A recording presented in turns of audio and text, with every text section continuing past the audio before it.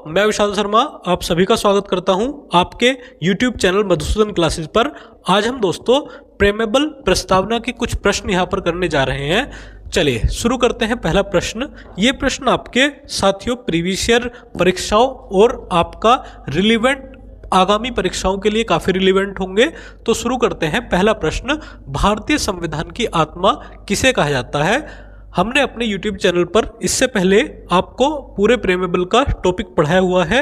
आज हम इसके प्रश्न करने यहाँ पर जा रहे हैं। चलिए, पहला प्रश्न है, भारतीय संविधान की आत्मा किसे कहा जाता है? तो आप सभी जानते हैं कि भारत की जो संविधान की आत्मा है वो आपको प्रस्तावना के रूप में उसको जाना जाता है। और यदि मैं बात करूं डॉक्टर BR अम्बेडकर के अनुसार, तो उन्होंने संविधान की आत्मा जो कहा है वो संविधान के आर्टिकल 32 को कहा है। चलिए नेक्स्ट देखते हैं साथियों।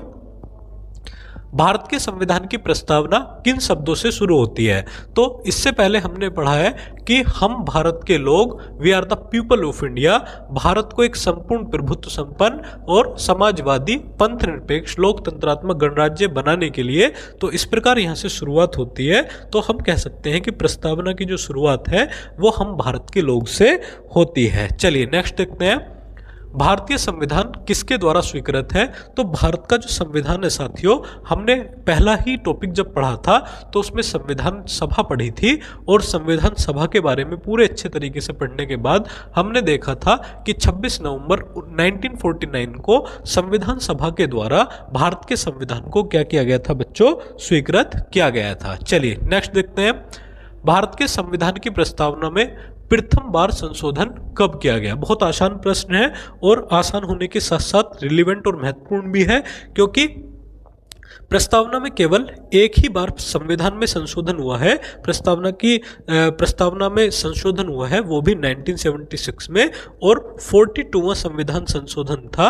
और इसमें प्रस्तावना में 3 नए शब्द दोस्तों यहाँ ऐड किए गए। एक तो समाजवादी, एक पंथ निरपेक्ष, और एक राष्ट्र की अखंडता। ये 3 शब्द यहाँ पर आपका संविधान संशोधन 42 के माध्यम से संविधान की प्रस्तावना में ऐड किए गए हैं। चलिए नेक्स्ट प्रश्न देखते हैं। भारतीय संविधान की प्रस्तावना में देश का कौन सा नाम उल्लिखित है? जैसा कि आप जानते हैं भारत और भारतवर्ष नहीं है, भारत और हिंदुस्तान भी नहीं है, भारत और इंडिया, यानी कि हम भारत के लोग। और इंग्लिश में जो प्रस्तावना की शुरुआत होती है we are the people of India से होगी। चलिए, 42वें संविधान संशोधन के द्वारा प्रस्तावना में कौन सा शब्द जोड़ा गया? तो प्रस्तावना में यहाँ आप देखते हैं लोकतांत्रिक मूल रूप से संविधान की प्रस्तावना में था, इसलिए ये नहीं होगा। न्याय, सामाजिक, आर्थिक और राजनीतिक 3 प्रकार के न्याय का वर्णन यहाँ पे किया गया है। और तीसरा हमने देखा है समाजवादी, और समाजवादी का अर्थ आप जानते हैं जो जनता के कल्याण के लिए ज़्यादा से ज़्यादा नीतियाँ बनाए गवर्नमेंट, वही क्या है आपका समाजवादी होगा। चलिए नेक्स्ट देखते हैं। प्रस्तावना में हम भारत के लोग का क्या अर्थ है? भारतीय गणराज्य की प्रभुसत्ता जनता में निहित है। संविधान का निर्माण भारत की जनता के द्वारा हुआ है। संविधान निर्माता भारत की जनता का प्रतिनिधित्व करते हैं। भारत का संविधान भारत की जनता की सहमति पर आधारित है। हम भारत के लोग का क्या अर्थ है? तो सबसे पहली बात है, भारतीय गणराज्य की जो प्रभुसत्ता है वो जनता में निहित है। संविधान का निर्माण भारत की जनता, जो संविधान निर्माता थे वो भारत की जनता का प्रतिनिधित्व करते हैं। क्योंकि आप सभी जानते हैं कि उस समय पर जो इलेक्शंस हुए थे, जो चुनाव हुए थे, वो एक इनडायरेक्ट वे में हुए थे, वो एक प्रत्यक्ष मेथड पर आधारित हुए थे, जिसमें 389 मेंबर्स, प्रत्येक 10 लाख सदस्य पर एक व्यक्ति जिसमें चुना गया था। तो इसका जो सही आंसर होगा वो आपका सी होगा। चलिए नेक्स्ट देखते हैं। धर्मनिरपेक्षता का अर्थ क्या होता है? चलिए, धर्मनिरपेक्षता जिसे हम जनरली सेकुलरिज्म के नाम से भी बच्चों जानते हैं, जहां सरकार का अपना कोई धर्म नहीं होगा, और सरकार क्या करती है साथियों? सभी धर्मों के लोगों को बराबर सम्मान देती है। चलिए, राज्य सरकार सभी धर्म के खिलाफ हो, ये तो नहीं होगा। राज्य सरकार द्वारा एक धर्म को स्वीकार करे, ये बिल्कुल भी नहीं होगा। राज्य सरकार द्वारा किसी धर्म को स्वीकार नहीं करना, तो राज्य सरकार पर्टिकुलर किसी धर्म को स्वीकार नहीं करती। आगे देखते हैं। भारत एक धर्मनिरपेक्ष राज्य है, इसका अर्थ है धर्म विरोधी नागरिकों का समर्थन करता है, बिल्कुल भी नहीं। बहुसंख्यक समुदाय के द्वारा धर्म का समर्थन करता है, अल्पसंख्यक समुदाय के धर्म का समर्थन करता है, बिल्कुल भी नहीं। किसी निश्चित धर्म का समर्थन नहीं करता, बल्कि सभी धर्मों के लोगों को बराबर समानता और स्वतंत्रता प्रदान करता है। नेक्स्ट प्रश्न देखते हैं, गणतंत्र। गणतंत्र जैसा कि आप सभी जानते हैं केवल एक लोकतांत्रिक राज्य, ये तो बिल्कुल नहीं होगा। अध्यक्षीय पद्धति शासन वाला राज्य, ये भी नहीं होगा। संसदीय पद्धति वाला शासन, ये भी नहीं होगा, क्योंकि ये जो व्यवस्थाएं हैं ये शासन की एक व्यवस्था है, जबकि गणतंत्र का अर्थ होगा वैसा राज्य जहां पर अध्यक्ष वंशानुगत रूप से राज्य शासन ना करता हो। नेक्स्ट देखते हैं, दो शब्द कौन से हैं जिनका समावेशन 42वें संविधान संशोधन द्वारा संविधान की उद्देशिका में किया गया था। तो संविधान की उद्देशिका में 42वें संविधान संशोधन के द्वारा हम सभी जानते हैं समाजवादी, धर्मनिरपेक्ष या धर्मनिरपेक्ष की जगह आप कहें पंथ निरपेक्ष, और इसके साथ ही राष्ट्र की अखंडता शब्द जोड़े गए थे। तो इस प्रकार इसका जो आंसर होगा साथियों वो सी होगा। नेक्स्ट देखते हैं, भारतीय संविधान की प्रस्तावना में भारत को किस रूप में घोषित किया गया है। तो ये हमने शुरुआत में ही पढ़ा था कि भारत को किस रूप में घोषित किया गया है। तो हम भारत के लोग भारत को एक संपूर्ण प्रभुत्व संपन्न समाजवादी, पंथ निरपेक्ष, प्रजातांत्रिक या लोकतांत्रिक गणराज्य बनाने के लिए। तो 5 चीजें यहां हम देखते हैं, इसलिए इसका सही आंसर सी होगा। नेक्स्ट देखते हैं, भारत एक गणतंत्र है, इसका क्या अर्थ है। सभी मामलों में अंतिम अधिकार जनता के पास है। भारत में संसदीय शासन व्यवस्था है।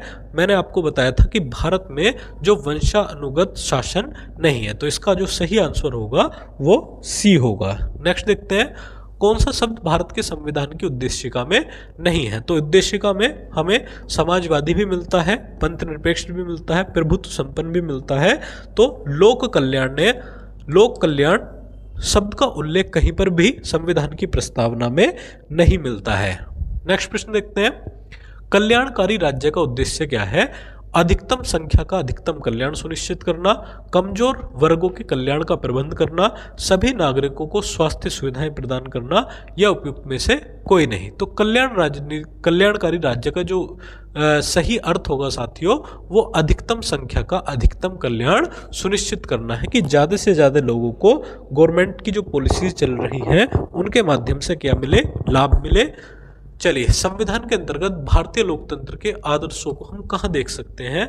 तो संविधान के अंतर्गत जो डेमोक्रेसी के आदर्श हैं बच्चों, वो प्रस्तावना में देखने के लिए मिलते हैं। जैसे कि हमारे माननीय सर्वोच्च न्यायालय में के जस्टिस ने कहा है कि प्रस्तावना जो है वो संविधान निर्माताओं के विचारों को जानने की एक कुंजी है, एक की है। अगर संविधान निर्माताओं के विचारों को हमने समझना है तो हमें किसको समझना होगा, हम संविधान की प्रस्तावना को समझना होगा। आगे देखते हैं, भारत को एक गणराज्य मुख्य रूप से क्यों माना जाता है। क्यों? क्योंकि राज्य अध्यक्ष का चुनाव होगा। उसे 15 अगस्त 1947 को स्वतंत्रता मिली थी। उसका अपना लिखित संविधान है। उसकी सरकार संसदीय प्रणाली के अनुसार है।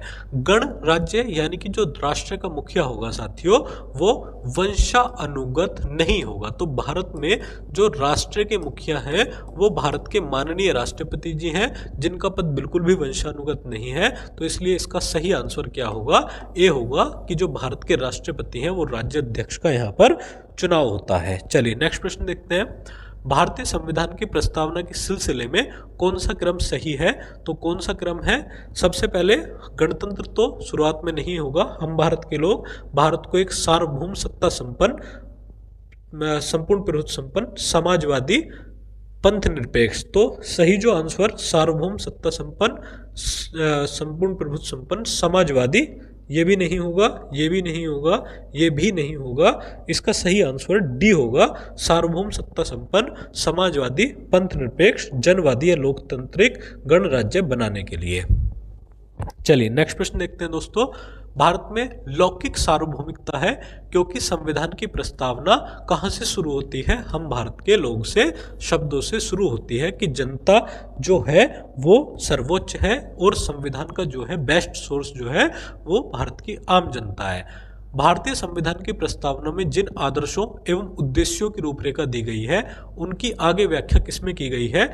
बेसिकली मूल अधिकार में भी प्रस्तावना के उद्देश्य देखने के लिए मिलते हैं, राज्य के नीति निर्देशक तत्वों में भी देखने के लिए मिलते हैं और मूल कर्तव्यों में भी देखने के लिए मिलते हैं। तो इसका जो सही आंसर होगा वो भाग 3 में फंडामेंटल राइट, राज्य के नीति निर्देशक तत्व और मूल कर्तव्य, यानी कि इन सभी में हमें प्रस्तावना में आदर्श और उद्देश्यों के बारे में बताया गया है। नेक्स्ट देखते हैं, भारतीय संविधान को संविधान सभा द्वारा कब अंगीकृत किया गया? तो कब अंगीकृत किया गया था? जैसा कि आप सभी जानते हैं 26 नवंबर 1949 को संविधान सभा के द्वारा क्या किया गया था दोस्तों? अडॉप्ट किया गया था। नेक्स्ट देखते हैं, भारत का संविधान पूर्ण रूप से कब तैयार हुआ? तो पूर्ण रूप से तैयार जो हुआ था वो 26 नवंबर 1949 की डेट को कंप्लीट संविधान हुआ। लेकिन अगर मैं इसके इन्फोर्स की बात करूं, इसके लागू करने की बात करूं, तो 26 जनवरी 1950 को हुआ था। इसलिए इसका सही आंसर जो होगा वो बी होगा। नेक्स्ट देखते हैं,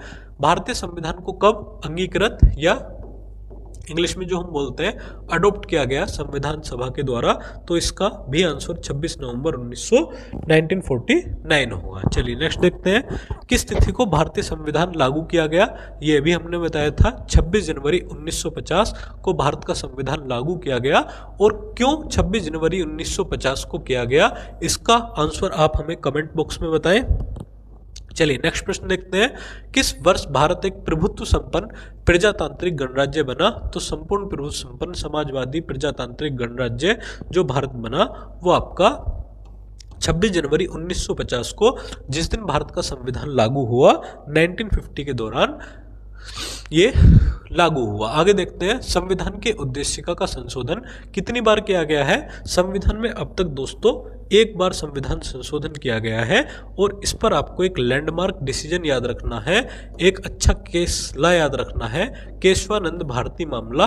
और केशवानंद भारती में माननीय सर्वोच्च न्यायालय ने कहा था कि प्रस्तावना की जो संविधान की जो प्रस्तावना है वो संशोधन के योग्य है और संविधान की प्रस्तावना में संशोधन किया जा सकता है। आगे देखते हैं, संविधान की प्रस्तावना सभी भारतीय नागरिकों को कौन सा एक उपलब्ध कराने के वायदा नहीं करती ये पूछा गया है। तो प्रस्तावना में हमने देखा है कि जो जस्टिस है वो हमें देखने के लिए मिलते हैं 3, सामाजिक, आर्थिक और राजनीतिक न्याय। तो इस हिसाब से ये भी सही है और ये भी सही है।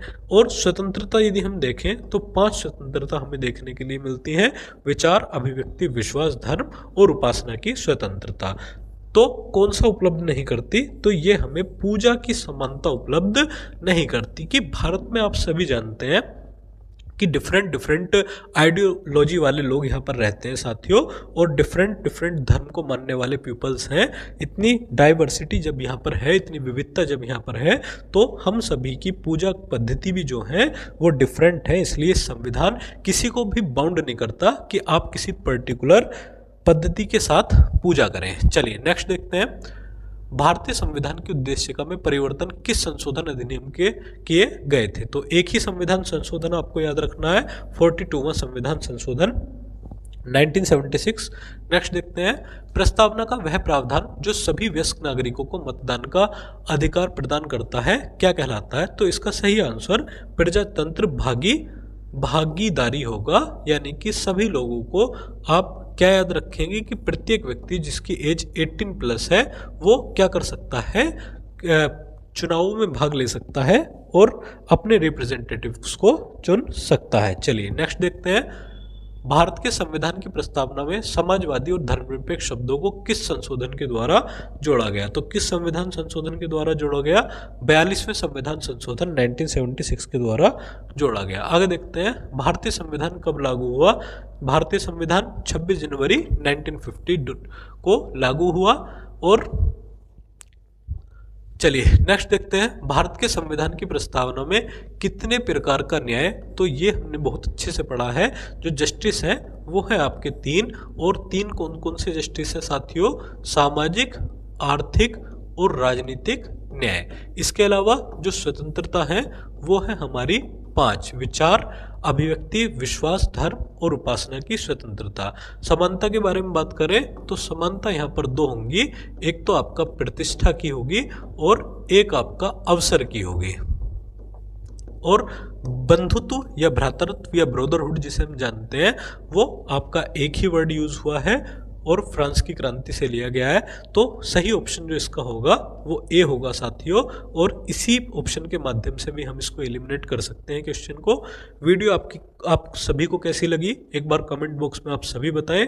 हमसे जुड़ने के लिए साथियों आप हमारे चैनल को सब्सक्राइब करें, वीडियो को लाइक करें।